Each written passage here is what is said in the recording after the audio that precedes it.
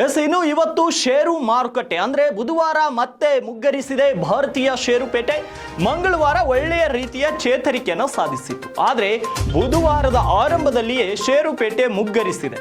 ಸೆನ್ಸೆಕ್ಸ್ 300ಕ್ಕೂ ಅಧಿಕ ಪಾಯಿಂಟ್ಸ್ಗಳ ಕುಸಿತ ಕಂಡಿದೆ. ಬೆಳಗ್ಗೆ 9:15 ಸೆನ್ಸೆಕ್ಸ್ 364.27 ಪಾಯಿಂಟ್ಸ್ಗಳ ಇಳಿಕೆಯನ್ನು ಕಂಡಿತ್ತು. ಇನ್ನು ನಿಫ್ಟಿ ಸೂಚಂಕವು ಕೂಡ 115.15 ಪಾಯಿಂಟ್ಸ್ ಇಳಿಕೆಯನ್ನು ಕಂಡಿತ್ತು. 9:15 ಈ ಒಂದು ಪಾಯಿಂಟ್ಸ್ಗಳನ್ನು ಇಳಿಕೆ ಕಂಡಿತ್ತು. ಆದರೆ ನಿನ್ನೆ ಸೆನ್ಸೆಕ್ಸ್ 1135 ಪಾಯಿಂಟ್ಸ್ ಮತ್ತು ನಿಫ್ಟಿ 374 ಪಾಯಿಂಟ್ಸ್ ಜಿಗಿದಿದ್ವು. ಆದರೆ ಭಾರತೀಯ ಷೇರುಪೇಟೆ ಮಂಗಳವಾರ ಚೇತರಿಕೆಯನ್ನು ಸಾಧಿಸಿತ್ತು ಎನ್ನುವಷ್ಟರಲ್ಲಿಯೇ ಇಂದು ಬುಧವಾರ ಆರಂಭಿಕ ವಹಿವಾಟಿನಲ್ಲೇ ಮತ್ತೆ ಮುಗ್ಗರಿಸಿದೆ. ಸೆನ್ಸೆಕ್ಸ್ ಸೂಚಂಕವು 220 ಪಾಯಿಂಟ್ಸ್ ಕುಸಿದಿದ್ದು ನಿಫ್ಟಿ ಕೂಡ ಇಳಿಕೆಯಾಗಿದೆ. ಫಾರ್ಮಾ ಮತ್ತು ಐಟಿ ಸ್ಟಾಕ್ಗಳು ಹೆಚ್ಚು ಒತ್ತಡವನ್ನು ಎದುರಿಸಿದ್ದು ಸಾಕಷ್ಟು ಕುಸಿತಕ್ಕೆ ಸಾಕ್ಷಿಯಾಗಿವೆ. ಇನ್ನು ಜಾಗತಿಕ ಮಟ್ಟದಲ್ಲಿ ದುರ್ಬಲ ಸೂಚನೆಗಳಿಂದಾಗಿ ಭಾರತೀಯ ಷೇರು ಮಾರುಕಟ್ಟೆ ಒಂದು ದಿನ ಚೇತರಿಕೆ ಬಳಿಕ ಮತ್ತೆ ಮುಗ್ಗರಿಸಿದೆ.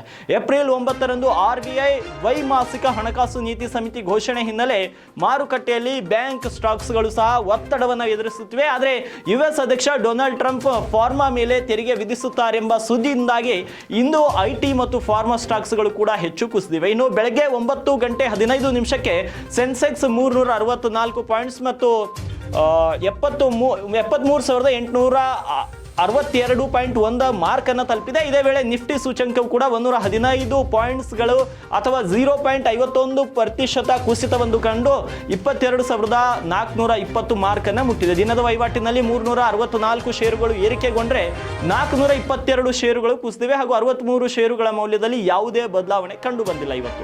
ಅದೇ ರೀತಿ ಟಾಪ್ ಗೇನರ್ಗಳು ನೋಡೋದಾದ್ರೆ HUL, Kotak Mahindra bank, Asian paints, Maruti Suzuki, Tata motors ನಿಫ್ಟಿಯ ಟಾಪ್ ಗೇನರ್ಗಳಾಗಿವೆ. ಮತ್ತು ಇದೇ ವೇಳೆ doctor Reddy labs, HCL tech Mahindra, Cipla ಮತ್ತು ONGC ಟಾಪ್ ಲೂಸರ್ಸ್ಗಳಾಗಿವೆ. ಇನ್ನು Infosys, HCL tech Mahindra, sun pharma, Tata steels ಮತ್ತು TCS ಷೇರುಗಳು 2% ಹೆಚ್ಚು ಕುಸಿದಿವೆ. ಅದೇ ಸಮಯದಲ್ಲಿ ನಿಫ್ಟಿ 50 ಷೇರುಗಳಲ್ಲಿ 33 ಷೇರುಗಳು ಕುಸಿತದೊಂದಿಗೆ ವಹಿವಾಟನ್ನು ನಡೆಸುತ್ತಿವೆ. ಇನ್ನು NSEಯ IT, ಲೋಹ, ಔಷಧ, ರಿಯಾಲ್ಟಿ ಮತ್ತು ಆರೋಗ್ಯ ರಕ್ಷಣಾ ಸೂಚಂಕಗಳು 2% ಕುಸಿದಿವೆ. ಆಟೋ ಮತ್ತು FMGCಯಲ್ಲಿ ಸ್ವಲ್ಪ ಏರಿಕೆ ಕಂಡು ಬಂದಿರುವಂಥದ್ದು. ಇದಾಗಿತ್ತು ಇವತ್ತು ಮಾರ್ಕೆಟ್ನ ಲೇಟೆಸ್ಟ್ ಅಪ್ಡೇಟ್.